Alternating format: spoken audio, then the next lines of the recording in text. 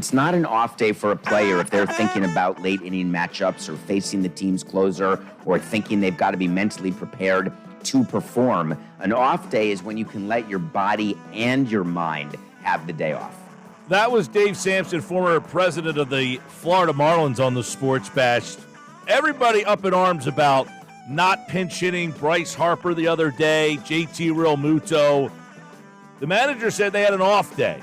Dave Gallagher played 9 years in the majors, including 1995 with the Philadelphia Phillies. He often joins us on the Sports Bash, but we got a lot to talk about as the Phillies get ready to take on the Braves. And Dave, everybody being very critical, a lot of people I should say, I don't know about everybody, very critical of Rob Thomson. He said, look, I didn't want to play him. I just wanted to give him the day off. Is that commonplace that guys who are everyday players, that when they get the day off, it means you're not playing today? Yeah. Hi, Mike, first of all. Yes, I've seen it. I understand it both ways. I certainly understand it from a Philly fan's point of view. That would have been the best move to make to try to win the game. But I also understand it from Rob Thomson or any manager's point of view, especially the situation the Phillies are in right now. They're never going to say it's locked up. They can't say that just in case.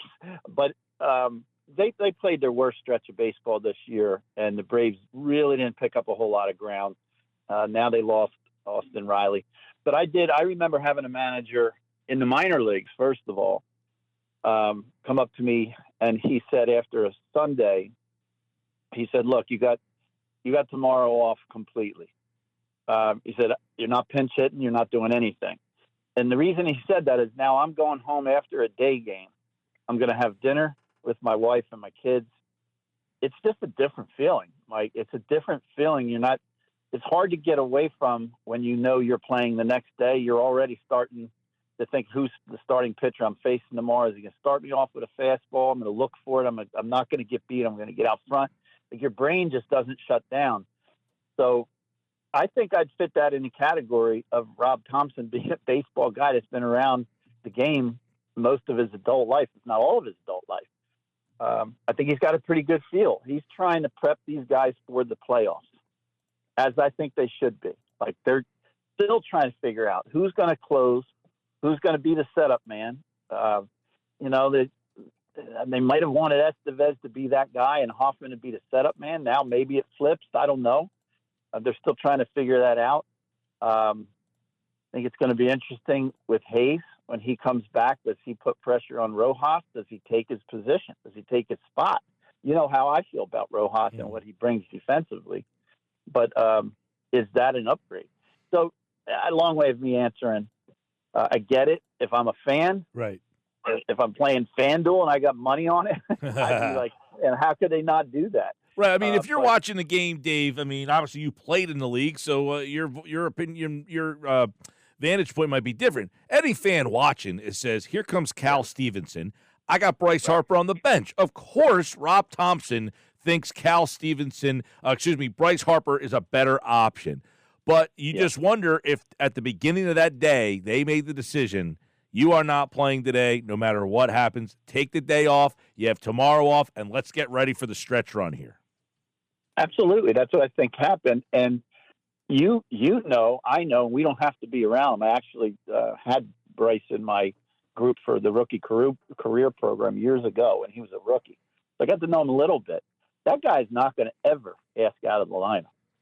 And if the manager goes up and says to him, I'm thinking about giving you a day off tomorrow, I just can't see him ever saying, yeah, okay, or I'm not going to do anything. I don't want to. He's not going to do it. You have to do it yourself. And I think Rob did that. I wouldn't be surprised to find out that he told them the night before, because, again, now your mind starts to relax at that moment. Mm-hmm. You know what I mean? It is a break. It doesn't mean you're going to get 3 or 4 hits the next day, but it is a mental break. Right. And this is, people say, well, what's one at bat do for you? I mean, it's not even just the one at bat so much as that, hey, now it's the 5th, 6th, 7th inning. As you said, now you're starting to look at scouting reports and who I might face in that situation. And that might not mean a lot for the listener out there. They're saying Stevenson's up, Harper's better, put him in the game. But it's not as simple as that. It isn't. I'm going to tell you something. You'll get a laugh out of this, but I know you trust me on these stories that I say. I had a day game. I want to say it was the White Sox, but played on 7 different teams. Sometimes I get mixed up. But we flew to Toronto, and we're playing Toronto. We're starting a series the next day. And a couple of guys, I heard them on the plane say, hey, they're playing the Sunday night baseball. I go over to the ballpark and watch them play. And I thought, what else do I got to do? So I went. We sat, up several rows, but right behind home plate. And, I couldn't get that feeling out of me that I might be used in this game. I'm watching a baseball game, and I'm not even in the game. I'm just watching one. But my brain was kind of like I had to keep saying to myself, you're here to watch a game. You're not playing. You're not on either team. That's how much like you get into your job. It's performance-based. You're always weighing things out. I absolutely get the rest, and he's your key player. So yeah, you get a benefit from that. We're talking with Dave Gallagher, former major leaguer, 9 years in the majors, spent 1995 with the Philadelphia Phillies, and, of course, getting ready for the Phillies and the Braves, which, by the way, the Phillies do not have a lineup out yet. Rob Thomson has said he's waiting for a few guys with, quote, wear and tear to hit in the cages before making decisions. So that is why there is no lineup out there yet. I want to get your opinion, Dave. We even talked for a couple of weeks, and in that time, the Phillies kind of started slumping a little bit here. They were playing about 70, on a 70% win percentage, about 114 win pace. Since then, they have really struggled. Is this the ups and downs of 162, or is there something you're seeing from this roster that's flawed? No, I think they have the pieces. I really do, offensively and defensively and pitching. I know they're still trying to figure out a little bit here and there, but nothing major. Yes, it's part of the season, and maybe just a little bit too close to the end of the season. You do not want that to happen collectively as a team when you're heading into the playoffs. So all these conversations you and I have had this year, we kind of agreed that this is a playoff team, and they've done nothing during the season to make us think otherwise. So the fans, the team, the brass, the administration, I think everybody believes this is World Series victory, not just World Series appearance, but World Series, World Championship or bust. And that's setting the bar high, but I believe if you ask every player, that's what you're going to hear. Yeah, so absolutely. If everybody agrees that's the case, then this is a part of it, is let's try to align things as we enter the playoffs. And that means who can get hot, right? All of them got cold for a while there. Bohm was pretty consistent. And I know it's easy to say, well, he stopped driving in runs, but I think that was based on all the guys around him not getting on base. You know what I mean? Everybody was struggling at the same time. He's kind of floated around, that 280 to 300 mark for a while. So he's been consistent. Castellanos has picked it up, and I've got to mention Schwarber. I think Schwarber's been the biggest difference in this team on a positive note from maybe the last couple of years to this year. It's obvious that he's changed his approach. I saw him a week and a half ago, first pitch, first at bat, facing a right-hander whose fastball tailed. And it's like he looked at the film and he hit a line drive bullet to left field, one hop to left field for a base hit. Mm-hmm. Now, if he gets under it a little bit, maybe it carries out, but it was a pre-pitch approach. He's done that a number of times, and it's showing that he's hitting 250. He actually got to 260. If he can maintain that, because he always gets a lot of walks, he always has got a lot of home runs, I think that's benefit to the team.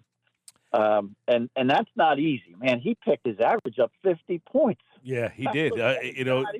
On the flip side of that, I definitely want to hear your assessment of what's going on with Stott, who we all thought was going to take that next step, maybe even a batting champion type of guy. He's really struggling, down to 234. Yeah, and the worst part about it is it has that look of a 234 hitter. And I know I'm on record. I love the guy. I never met him.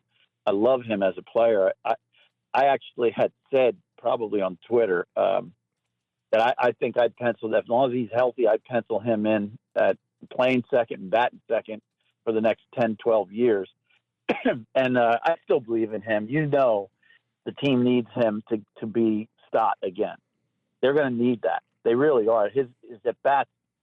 I just had a conversation with Craig Noto, who he's a college coach who coached Bryson in summer ball, and we were talking about Stott, and I said, I'm not seeing, where did this come from? I said, because when he first came up, what stood out to me was the calmness in his at bats. It looked like he'd been around for 10 years. His takes were quiet. Every at bat was a professional at bat. All of a sudden, and it's not just for a little while, it's been a while now where you see him chase pitches that just are out of character. We saw Castellanos look like he never played the game before, and all of a sudden now it's like everything he swings at, he's hitting good, he's hitting hard. So he's righted the ship. If Stott can right the ship within the next few weeks and head into the playoffs, and they're solid as a unit, they got a great chance. All right, well, let me interject with this then. We like Stott. He was a big part of last year. He was hitting in the 5-hole. He's at 234. You got Sosa hitting 274, seemingly always giving you a spark when he plays. Dave Gallagher, Would you platoon those guys at second base? Are you ready to go there, or are you sticking with Stott full time? Well, if I'm by myself and trying to figure this stuff out, and I'm Rob Thomson, I'm hoping that Stott gets right, that he gets right and starts to become the player that we're all used to, and I would use Sosa off the bench. And that's not fair to Sosa because, he's doing well platooning. But sometimes I played with a guy, Darryl Ballston, twice, Mets and White Sox. And he looked like an absolute stud, great guy, and he really is. He's still coaching, I believe, with Chicago. But he would, when he was playing as a role player, he'd get a spot start for somebody, hit 2 or 3 home runs in a game, steal a couple bases, and then the next day have a couple of hits, and everybody would say, how can he not be playing every day? And then he'd play every day, and you just start to see the weaknesses. They would come out. So some guys are really better at coming off the bench. I agree with you. You used the right word. Sosa provides a spark when he gets a start here and there. And he's got some pop in his bat. Yeah. And he runs better than I knew. I just watch him get down the line on routine ground balls, and I'm like, man, this guy makes it close every time.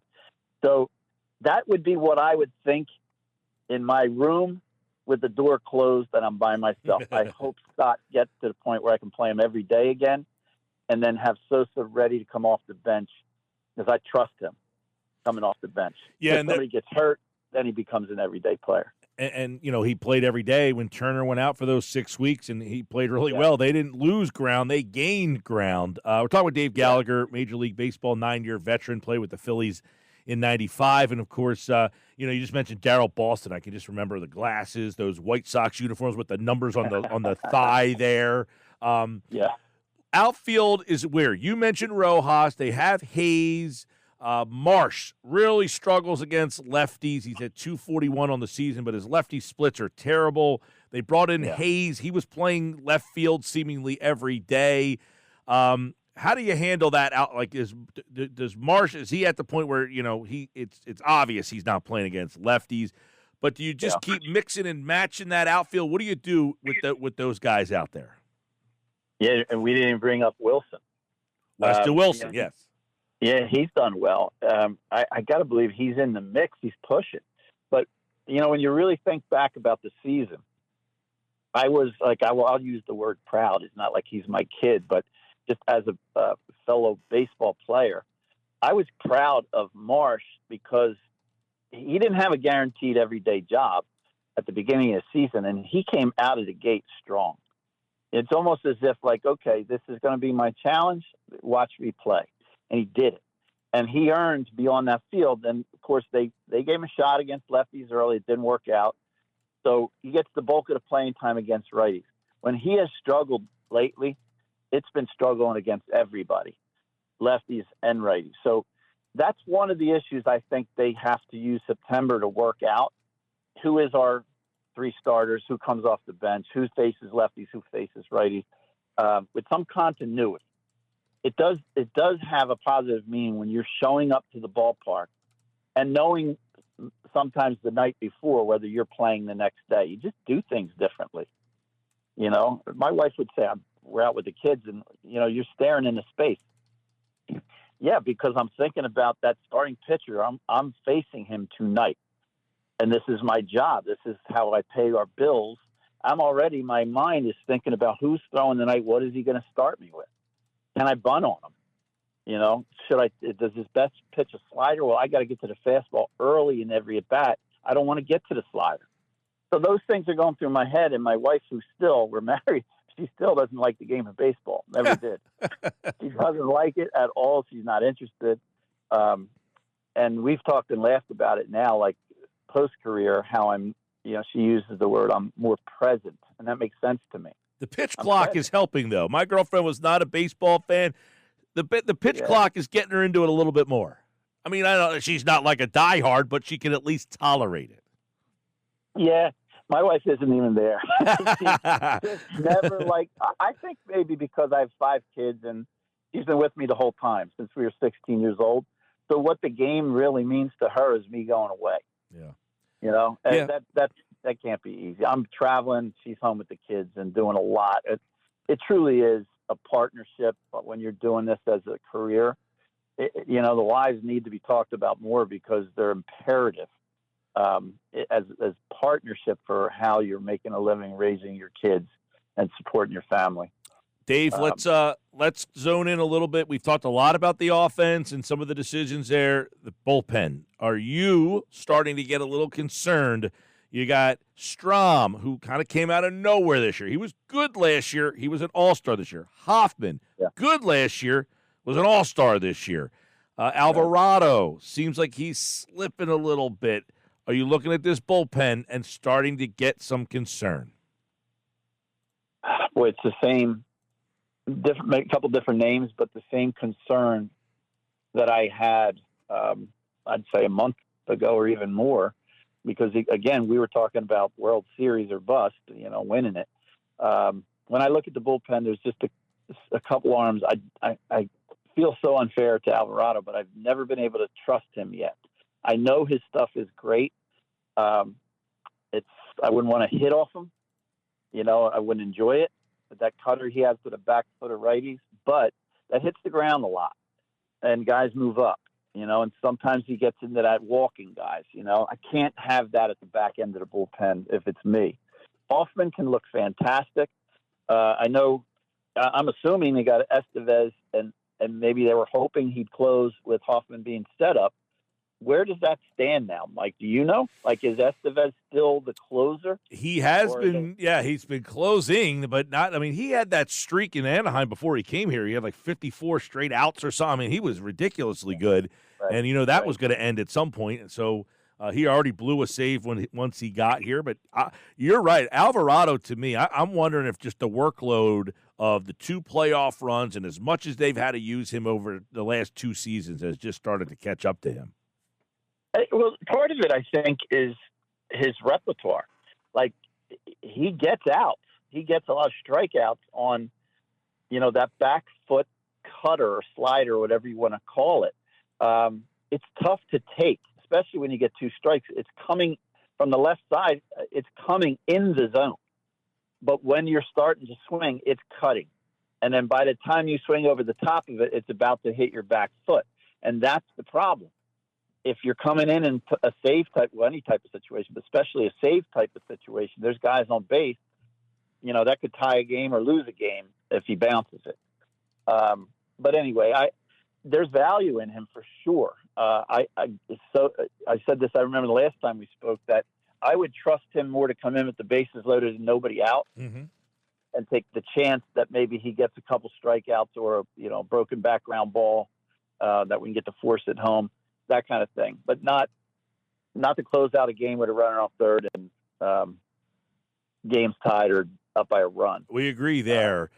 The guys that, relief pitchers are so fickle to begin with, from year to year. Hoffman, he's been excellent this year. Strom's been excellent. You just wonder, if the workload is starting to catch up to them and they just need a little bit of a break. Kirkering, he kind of, hit the wall a little bit. You just wonder, is there another, can you push through that later on in September, or are you concerned that there might not be another gear? That's all. You know those guys. You've worked with those guys. You've sat in those wacky bullpen sessions probably, those guys getting ready for a September push. What's their arm feeling like right now? Well, here's something that might help Phillies fans feel a little bit better. If we think about what is different when you make the playoffs and you start your playoff run, you don't really need 5 starters, right, to get through these series. And if your 3 starters can go deep into a game, now you're not trying to analyze 6 pitchers coming out of the pen. You're probably analyzing 4. Somebody that is going to eat innings, like a Ruiz type of guy, that if we're out of the game early, we don't want to waste arms, we might be able to get 4 or 5 out of Ruiz, or 3 at least. But if you can get your top 3 guys out of the pen, and the starter can get you 6 innings, and these guys can get more, but if they can get you 6, then you're looking at 3 guys. And if I think of the top 3 that I would trust, I would say Strom, Hoffman, and Estevez right now. Yep. And that's not bad going into the playoffs if everybody can be healthy. Well, it starts tonight with a nice series against the Braves. This is fun. The Braves a little banged up, but they'll play the Phillies down there in Atlanta. Then they play 4 more in a couple of weeks. So 7 games against the Braves over the next half a month here, before the calendar flips to September. Good old National League East games here. We'll see where the Phillies stand. By the way, Phillies lineup just came out. I'll get that to you in just a second. But, Dave, I want to thank you, as always, man, and we'll be talking a lot here as the Phillies get ready for the playoffs. Mike, can you just give me 30 seconds? Yeah, man. Your Legion. I want to say, and I hope there's a lot of people out here who can hear this, Legion for me made the difference in my life. So I want to say thank you to you on behalf of those kids and their parents. It was a bridge for me. I lost my dad at 15. I was looking at things that were fun with my friends, that looked fun, but maybe not the right thing to do or the best thing to do. Legion kept me focused. It gave me some structure. The time of my life, the 3 years I played Legion. So, again, I want to say thank you, but I don't know. How did you guys do?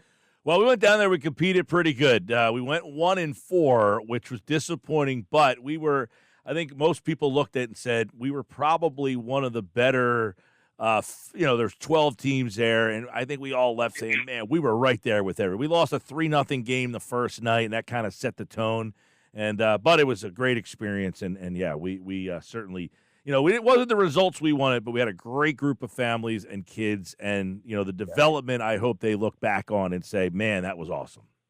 Well, I'm here to tell you the most important thing that you're accomplishing with helping that out. It has nothing to do with baseball.